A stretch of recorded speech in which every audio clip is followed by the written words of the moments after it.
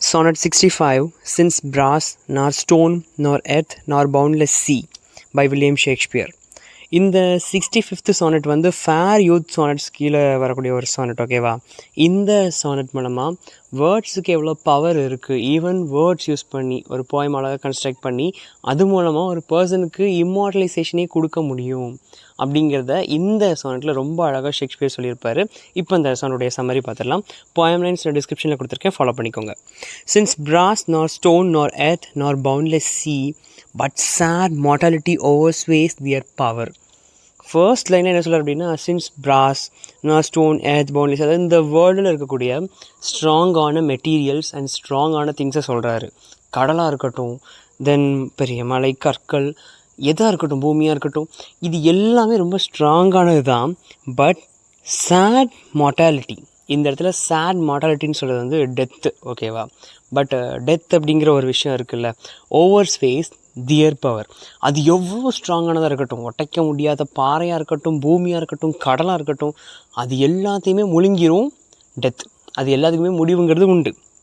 How with this rage shall beauty hold a plea whose action is no stronger than a flower. இப்போது இந்த first 4 லைனில் இந்த லாஸ்ட்டாக ஃப்ளார்னு முடியுது இல்லையா, அந்த ஃப்ளார்னு அவர் கம்பேர் பண்ணுறது அவருடைய ஃப்ரெண்டு. ஓகேவா? Friend are a person. ஃப்ளார்னு சொல்கிறாரு. ஏன் ஃப்ளார்னு சொல்கிறார் அப்படின்னா, இவ்வளோ ஸ்ட்ராங்கான திங்ஸே டெத்து முன்னாடி காலி ஆகிடுது, தோற்று போயிடுது, அழிஞ்சு போயிடுது. அப்படி இருக்க இந்த மாதிரி இவ்வளோ ரேஜாக இருக்கக்கூடிய இந்த ஒரு ஃபியர்ஸ்ஃபுல்லாக இருக்கக்கூடிய டெத்து முன்னாடி ஒரு பூவை விடவும் சாஃப்டாக இருக்கக்கூடிய என்னோட ஃப்ரெண்டு ஆர் அந்த பர்சன் எப்படி தப்பிப்பான்? ஏன்னா அவன் வந்து பூவோடும் சாஃப்ட்டு, இதெல்லாமே வந்து ரொம்ப ஸ்ட்ராங்கான திங்ஸ் இந்த யூனிவர்ஸ்லேயே. அப்படி இருக்க எப்படி என்னோடய ஃப்ரெண்டால் தப்பிக்க முடியும் அப்படின்னு சொல்லி இந்த ஸ்டான்ஸால் கேட்குறாரு Shakespeare. Whose action is no stronger than a flower. ஒரு பூ அளவு கூட அவன் ஸ்ட்ராங்காக இருக்க மாட்டான். அப்போ பூவை விடவும் என்னோட அந்த பர்சன், அந்த ஃப்ரெண்ட் வந்து ரொம்ப சாஃப்ட்னு சொல்லிட்டு இந்த ஃபர்ஸ்ட் 4 லைன்ஸும் சொல்லியிருக்காரு.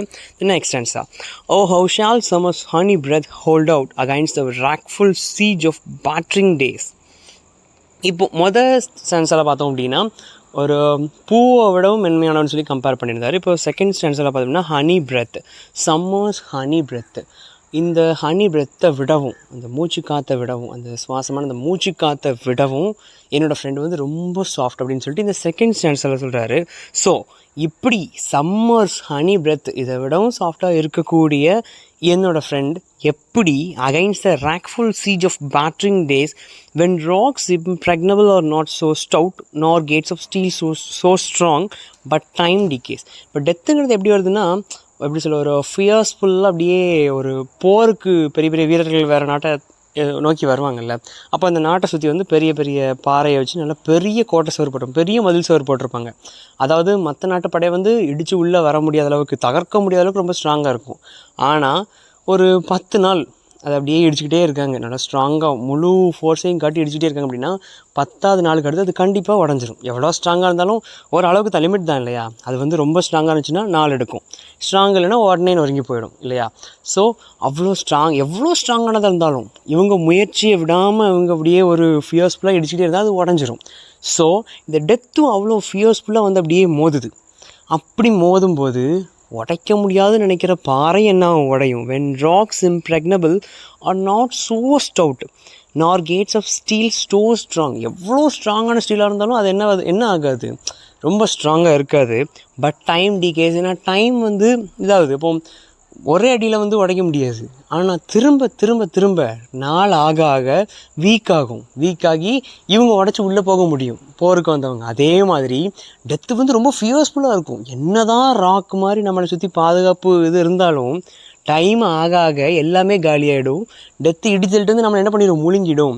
ஸோ இந்த சம்மர் ஹனி பிரெத்தை விட சாஃப்டாக இருக்கக்கூடிய அவன் என்ன பண்ணுவான், கல் பாறை கேட் எல்லாமே நொறுங்கும்போது டெத் அவனை ஈஸியாக காலி பண்ணிடுமே அப்படின்னு சொல்லி இந்த செகண்ட் ஸ்டான்ஸில் சொல்லியிருக்காது. இந்த தேர்ட் ஸ்டான்ஸா, ஓ ஃபியர்ஃபுல் மெடிடேஷன் வேர் அ லேக். இந்த ஆரம்பிக்கும் போதே ஐயோ நினச்சி பார்க்கவே பயமாக இருக்குது அப்படின்னு சொல்லி சொல்கிறாரு. Shall time's best jewel from time's chest lie hid or what strong hand can hold his swift foot back or who his spoil of beauty can forbid. எப்படி ஆரம்பித்தார், எனக்கு நினச்சி பார்க்கவே பயமாக இருக்கப்போ அதெல்லாம் அவன் எப்படி தாங்குவான்னு சொல்லி யோசித்தார். ஷால் டைம்ஸ் பெஸ்ட் ஜுவல், இந்த இடத்துல இந்த டைமுடைய பெஸ்ட் ஜுவல்னு சொல்கிறது வந்து ஃப்ரெண்டை. அவர் வந்து அந்தளவு கம்பேர் பண்ணுறாரு. இந்த வாழக்கூடிய இந்த பீரியடில் ஒரு பெஸ்ட்டு பர்சன் ஆள் அப்படின்னா அது என்னோடய ஃப்ரெண்டு தான். So time's best jewel from time's chest lie hid. எவ்வளோ நாள் இந்த காலம், ஏன்னா வருஷம் ஆகிட்டே தான் இருக்குது, வயசாக தான் செய்யும், சாவு வர தான் செய்யும். இப்போ எத்தனை நாள் இவனை வந்து இந்த டைம் கிட்ட நான் காப்பாற்ற முடியும்? Or what strong hand can hold his swift foot back. இப்போ டெத்து வந்து ஒரு ஆள் மாதிரி மிதிக்க வருது ஃப்ரெண்டு மேலே, என்னோடய ஃப்ரெண்ட் மேலே மிதிக்க வருது. எத்தனை நாளைக்கு மிதிக்க வர அந்த காலை நான் பிடிச்சி வைக்க முடியும்? கொஞ்ச நேரம் பிடிச்சி வைக்க முடியும், பிறகு ஓங்கி மிதிச்சதுன்னா காலி ஆயிரும். அவருடைய ஃப்ரெண்டு காலி ஆயிடுவார். ஸோ எவ்வளோ நேரம் நம்ம பிடிச்சி தாங்கி வைக்க முடியும்? Or who his spoil of beauty can forbid. அவனோட அழகு மங்க போகிறத, அழகு போக தானே செய்யும், காலம் ஆக வயசாக அழகு போக தான் செய்யும். அந்த அழகு போகிறது எவனால் தடுக்க முடியும்னு சொல்லி இந்த ஸ்டென்ஸில் கிடைக்காது. அந்த லாஸ்ட் ஸ்டென்ஸ், அதை couplet. Oh none unless this miracle have might that in blacking my love may still shine bright. இந்த 2 லைன்ஸ் மூலமாக தான் அந்த வேர்ட்ஸுக்கு என்ன பார் இருக்குது அப்படிங்கிறத இப்போ ஷேக்ஸ்பியர் சொல்கிறார். அதாவது என்னுடைய பிளாக் இங்கில் என்றைக்குமே அவன் வந்து உயிரோட இருப்பான். அதாவது எந்த வழியும் என்னால் காப்பாற்ற முடியாது, காலை போய் பிடிக்க முடியாது, டெத்து மிதிக்க வருதுன்னா போய் என்னால் தடுக்க முடியாது. ஆனால் என்னுடைய லவ், அவன் மேலே நான் வச்சுருக்கிற அந்த பாசம் வந்து எது மூலமாக தெரியும், மற்றவங்களுக்கு எப்படி தெரியும், அவன் என்னை எப்படி நான் இம்மார்டலைஸ் பண்ண முடியும் அப்படின்னா இந்த போயம் மூலமாக, என்னுடைய பிளாக் இங்க் மூலமாக. none unless this miracle have might. அதாவது இந்த ஒரு அதிசயம் நடக்கலைன்னா வேறு எதுவும் மூலமாக அவனை நான் காப்பாற்ற முடியாது. That in black ink my love may still shine bright. நான் எழுதுகிற போய் மூலமாக அவன் எப்போவுமே ஜொலி போட உயிரோடு இருப்பான், இம்மார்டலிட்டி அவனுக்கு கிடைக்கும் அப்படிங்கிறத இந்த போயமில் சொல்லி முடிக்கிறாரு ஷேக்ஸ்பியர். ஸோ தீம்ஸ்ன்னு பார்த்தோம் அப்படின்னா immortalising power of poetry and inevitability of death. இந்த ரெண்டையும் இந்த போயமுடைய தீம்ஸாக சொல்லலாம்.